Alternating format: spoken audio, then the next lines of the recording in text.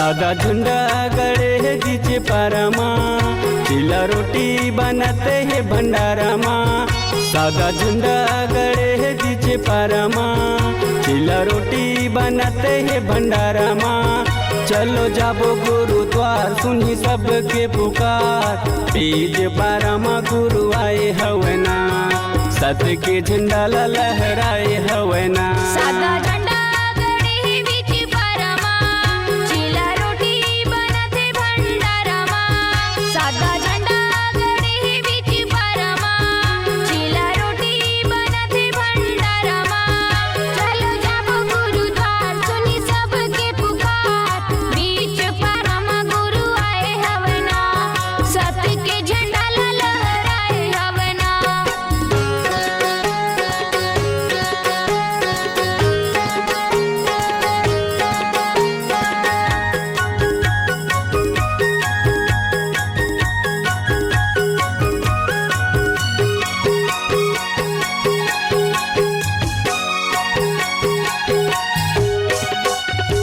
छेन रद्दा गुरु रेंगे उही रद्दा जाबो जी, गाँव गाँव गली गली सत्य बगरा बोना, गाँव गाँव गली गली सत्य बगरा बोना।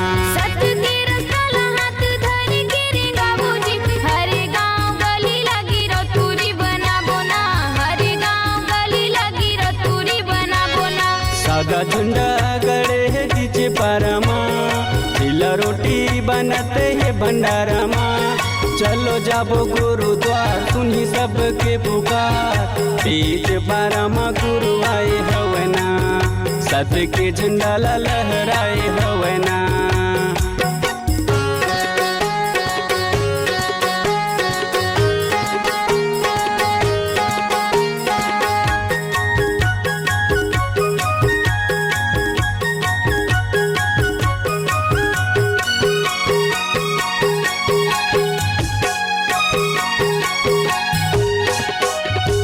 गुरु के महिमा जग में महान है, माता जे करे अमरौती न्यौ पीता मांगू दास है, माता जे करे अमरौती न्यौ पीता मांगू दास है। सत्य काला कैथे संत गुरु बताए है, सांप बिच्छी शेर भालू संग मारे गाए है, सांप बिच्छी शेर भालू संग मारे गाए है। सादा झंडा गड़े दीचे पारमा, चिला रोटी बनाते हैं भंडारा माँ। चलो जाबो गुरुद्वार सुनी सबके पुकार, बीच पारमा गुरु आए हवना, सत्य के झंडा लहराए हवना। सादा के झंडा लहराए हवना, बीच पारमा गुरु आए हवना, बीच पारमा गुरु आए हवना, सादा के झंडा लहराए हवना, सादा के झंडा लहराए